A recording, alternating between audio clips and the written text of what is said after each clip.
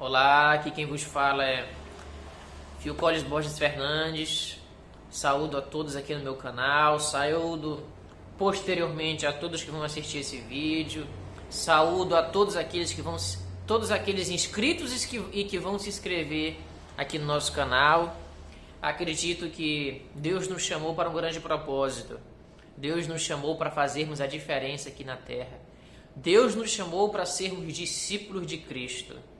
E você pode ser discípulo de Cristo aí no seu trabalho, você pode ser discípulo de Cristo aí na sua repartição pública, você pode ser discípulo de Cristo sendo empresário, você pode ser discípulo de Cristo sendo um professor, você pode ser discípulo de Cristo sendo médico, sendo advogado, você pode ser um discípulo de Cristo sendo um servidor, certo? Um camarada que trabalha em serviços braçais.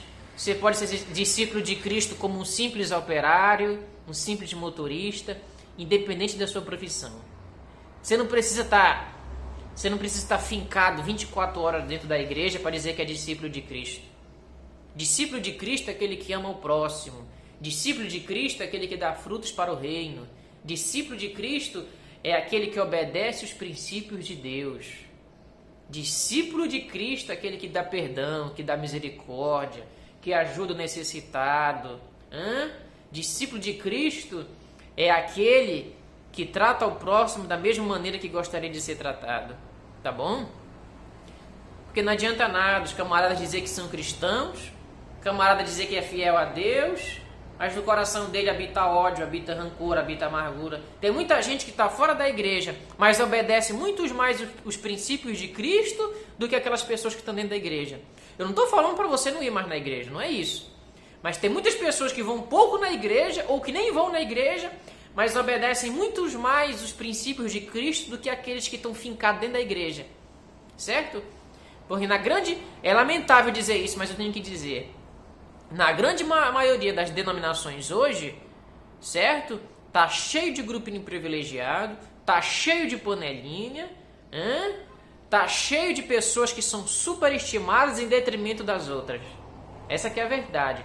Pessoas superestimadas, grupinhos superestimados em detrimento da maioria. Cheio de grupos privilegiados, cheio de panelinha, cheio de desigualdade. E onde tem desigualdade, Deus não habita.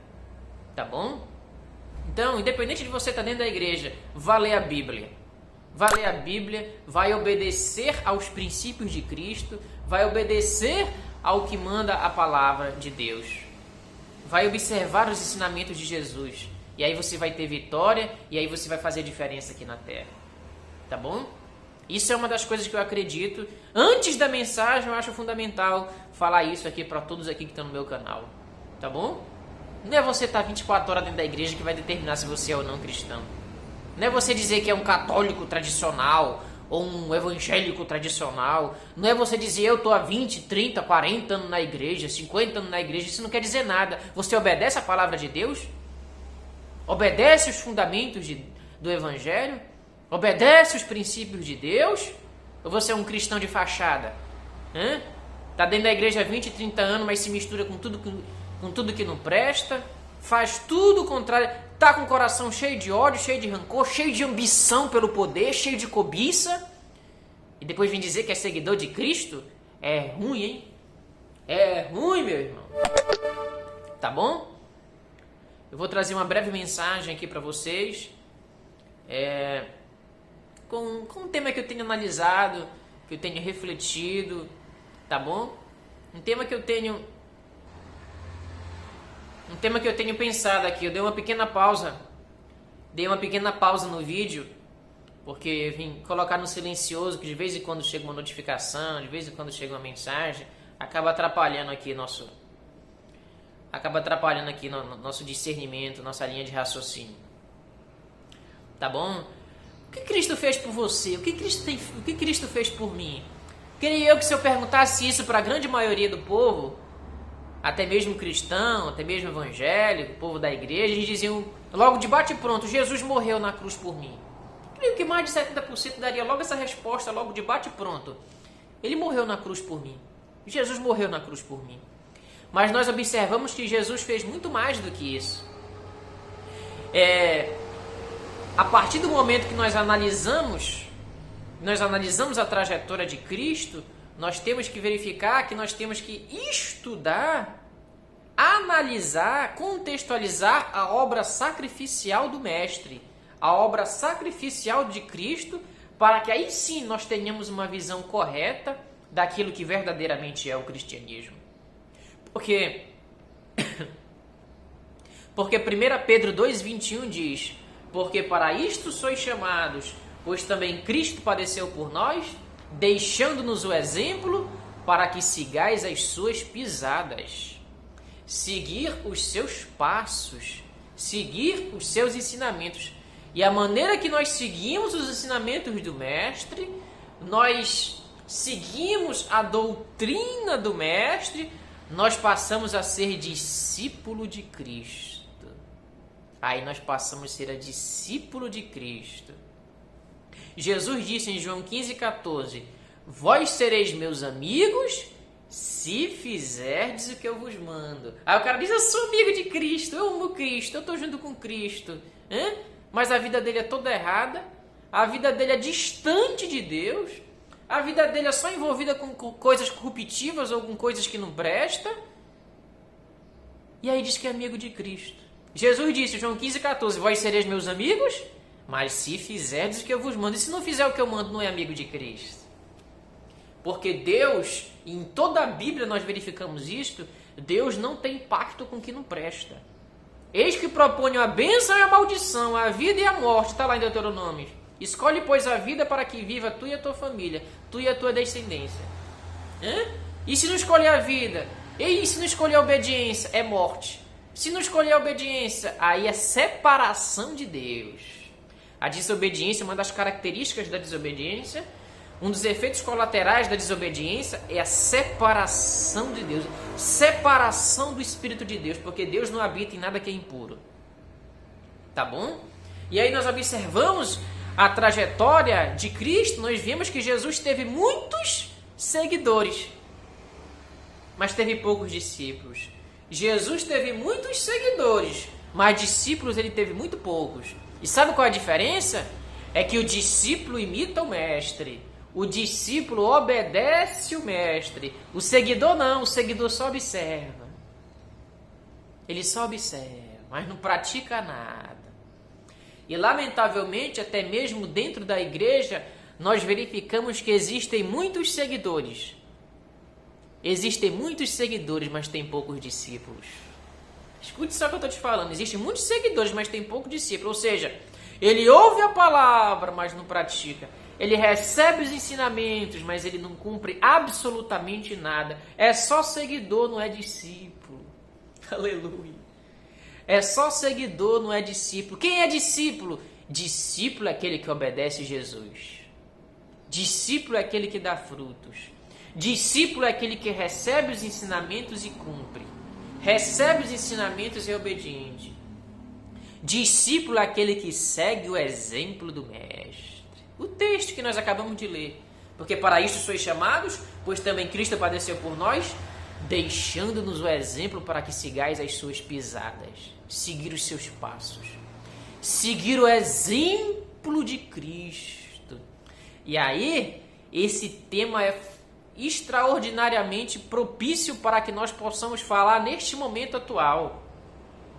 Este é um tema, meus queridos, vocês que estão me assistindo até agora nesse vídeo, é um tema fundamental, fenomenal, para que nós possamos falar nesse momento agora, nesse momento atual que nós estamos passando, nesse momento da política, nesse momento de grandes decisões nos cenários municipais, em todos os rincões da nação, em todas as cidades da nossa nação, certo? Porque mudança de políticos, mudança de cargos, certo?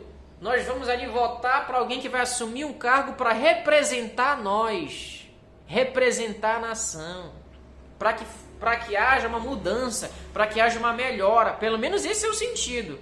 Vamos escolher pessoas do legislativo, legislativo e executivo, certo? Prefeito executa, o vereador legisla, certo?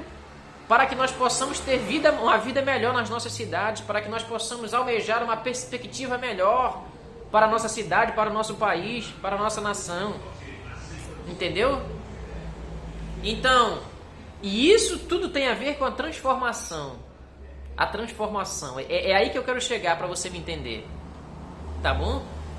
Como é que nós queremos eleger pessoas para nos representar, para nos transformar, se essas pessoas não seguem absolutamente nada do que Cristo deixou de legado, deixou de ensinamento para nós? A verdadeira transformação da nossa nação, ela vem a partir do amor, ela vem a partir da obediência aos princípios de Cristo, ela vem a partir da obediência ao exemplo de Jesus, ao exemplo do Mestre, certo?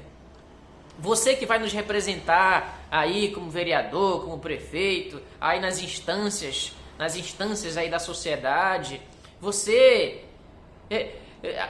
vai fazer alguma diferença, você vai fazer a transformação se você começar a observar os ensinamentos de Cristo. Não estou falando para você ser evangélico, não estou falando para você ser cristão, estou falando para você observar, analisar a trajetória de Cristo, analisar os ensinamentos dele, os fundamentos das palavras, os fundamentos da fé cristã que estão baseadas na pessoa de Jesus. A verdadeira transformação da nossa nação vai vir pelo amor, amar o próximo, tratar o próximo da maneira como nós gostaríamos de ser tratado, certo? Amar os nossos irmãos, uma das coisas mais terríveis que existe, tanto no cenário político, como até mesmo no cenário religioso, é a desigualdade. A desigualdade é uma das coisas mais catastróficas, mais horripilantes que nós estamos presenciando, e nós vemos isso cada vez mais aumentando nos dias atuais. É uma coisa absurda, certo? O egoísmo, as pessoas interessadas, as pessoas ali trabalhando só para os seus próprios interesses, só para elas obterem o poder, elas barganharem coisas para si próprio, certo? Enquanto isso, o povo está morrendo e sofrendo. Isso é um absurdo. Você como político, você como representante de uma cidade, você tem que analisar as coisas, você tem que analisar aí o ensinamento de Cristo, tratar o próximo como da maneira como gostaria de ser tratado, amar os seus irmãos, amar os outros, lutar para que essas desigualdades sociais, elas diminuam, elas se abatam, ou elas simplesmente desapareçam, para que nós possamos colocar uma qualidade de vida melhor para o povo. Entendeu como é que é? Nós estamos numa sociedade em que muitos camaradas, em que um grupo privilegiado tem sobrando, enquanto outros não têm nada, enquanto outros estão na miséria, simplesmente pela desigualdade fenomenal que abrange a sociedade, que abrange os mais pobres. O primeiro discurso de Jesus foi para os mais pobres, foi para os necessitados, foi para cego, surdo, mudo, os oprimidos da sociedade, certo? Esse foi o foco principal ali da doutrina, da ajuda e da interferência que Jesus teve. O primeiro discurso que Jesus fez foi para esse tipo de gente, foi para essa classe. Mas hoje os camaradas são políticos, os camaradas ganham para um cargo público, e eles agem como se eles fossem soberanos, como se eles fossem altas autoridades, como se eles fossem reis, como se eles fossem monarca. Um prefeito, um vereador é um caboclo comum como qualquer um outro, é um servidor como qualquer um outro. Ele não está acima de ninguém, ele é que deve servir, ele é que deve estar à disposição da população, não a população que está à disposição dele. É a partir dessa análise, a partir dessa mudança de comportamento que nós vamos ver uma transformação real na nossa sociedade. Tá bom? É a partir desse foco, desse critério, dessa forma como eu estou falando aqui, que nós vamos realmente haver mudança, quando o povo realmente se conscientizar de que esses caras não são nada se não formos nós colocarmos eles lá. E eles agem como se eles fossem rei, como se eles mandassem alguma coisa. Eles não mandam porcaria nenhuma. Eles estão lá para ajudar o próximo, para ajudar o povo, para ajudar os mais carentes, para ajudar os mais necessitados. Entendeu? Amar o próximo, tratar o próximo da maneira como eu gostaria de ser tratado. Não estou sendo redundante não, porque eu já falei isso várias vezes, eu sei disso. Eu estou repetindo para ver se encaixa na mente de muitos incrédulos, de muitos monstros que querem tudo para si e nada para o próximo. Querem tudo para si e o povo que se lasque, o povo que se ferre. Isso é um absurdo.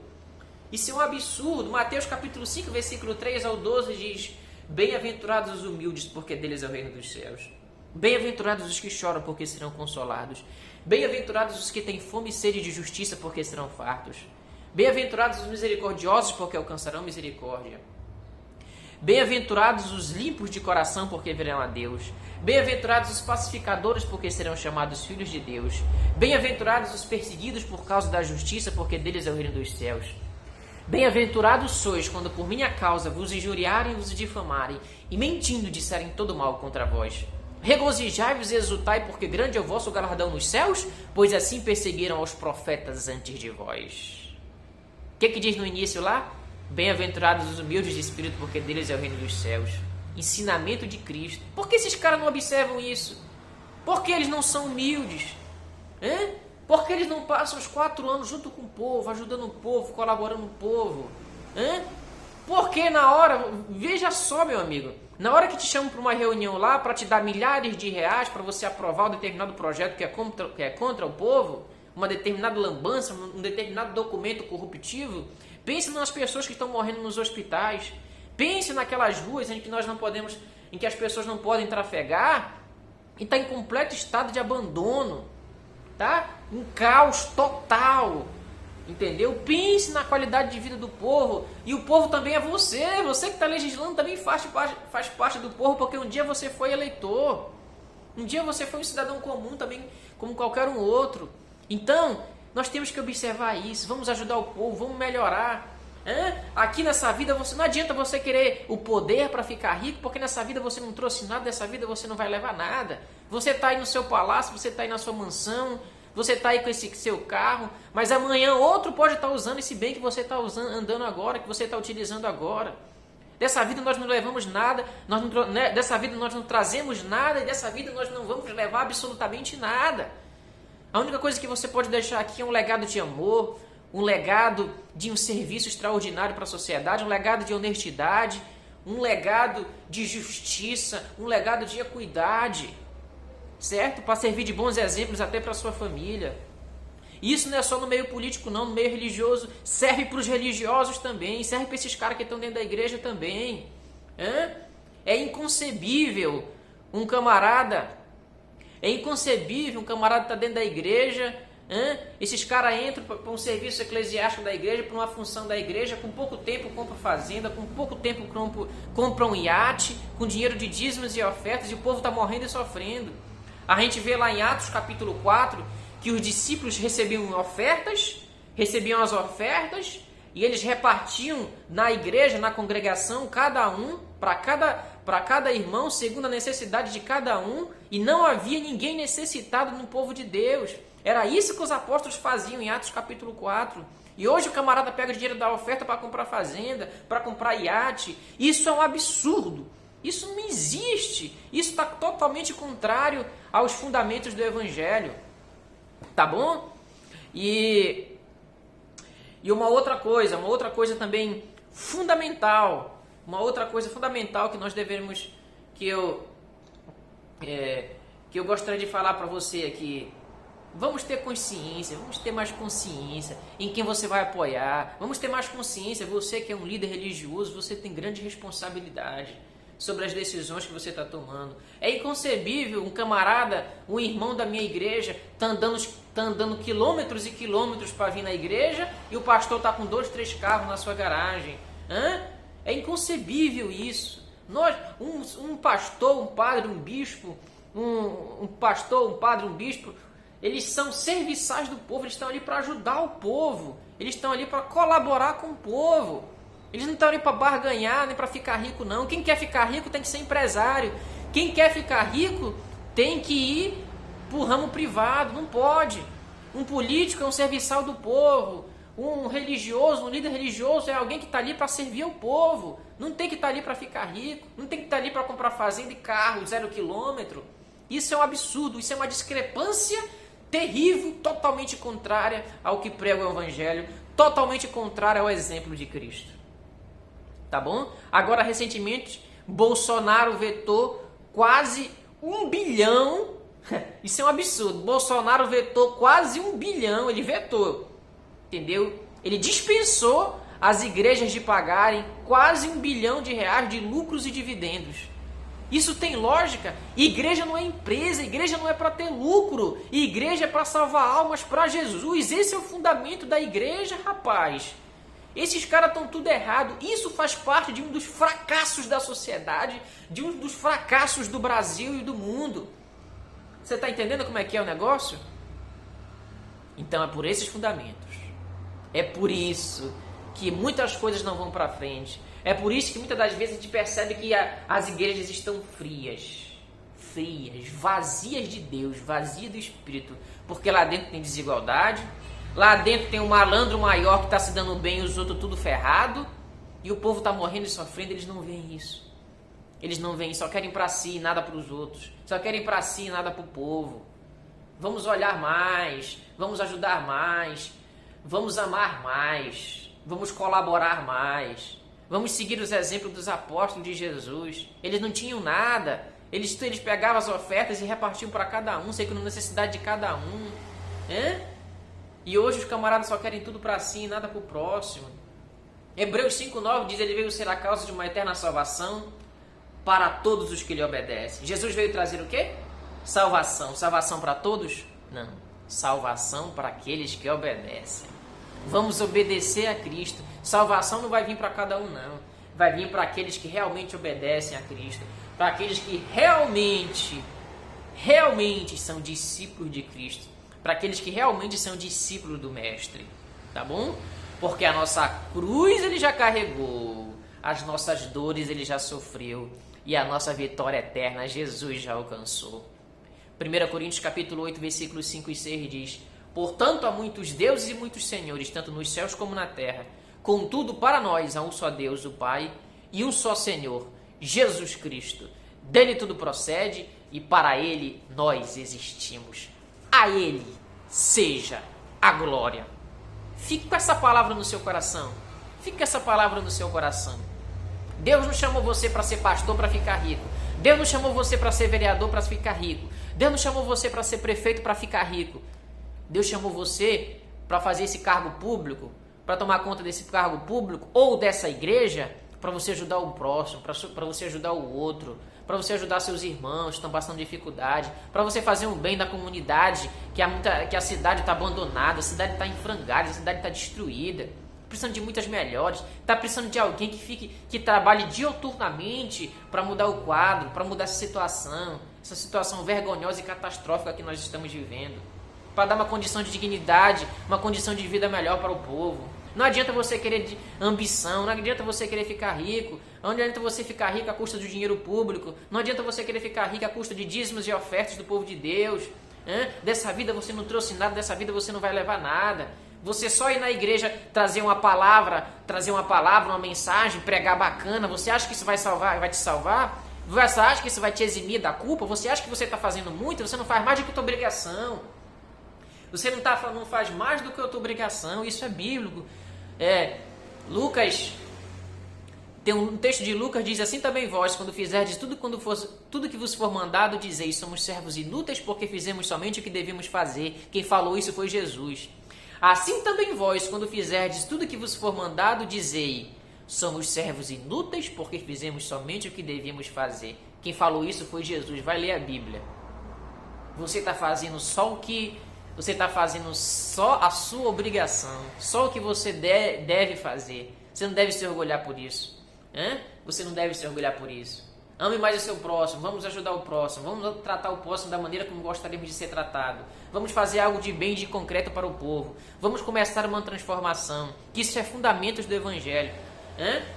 1 Coríntios 5,17 diz assim que, se alguém está em Cristo, nova criatura é, as coisas velhas já passaram e eis que tudo se fez novo. As coisas velhas já passaram, vamos fazer alguma coisa nova, vamos fazer uma transformação. Fazer algo novo significa transformação, por isso que eu estou falando isso, tá bom? Vamos fazer algo novo, não vamos continuar com essa mesmice, com essa mediocridade toda não. com essa mediocridade que sempre teve. Vamos acabar, vamos mudar o quadro e vamos fazer cidades melhores. Se nós fizermos cidades melhores, nós vamos fazer unidades federativas melhores e, consequentemente, um país melhor. Tá bom? Fico com essa palavra no seu coração. Eu sou Phil Collins Borges Fernandes. Esse foi mais um vídeo para a honra e glória do Senhor Jesus. E vamos continuar firmes e fortes. Juntos somos fortes e nenhum passo daremos atrás. E Jesus está no controle. Forte abraço para você. Até o próximo vídeo. Se você não é inscrito, se inscreva no nosso canal que você vai estar nos ajudando muito. Tudo bem? Um abraço, até mais.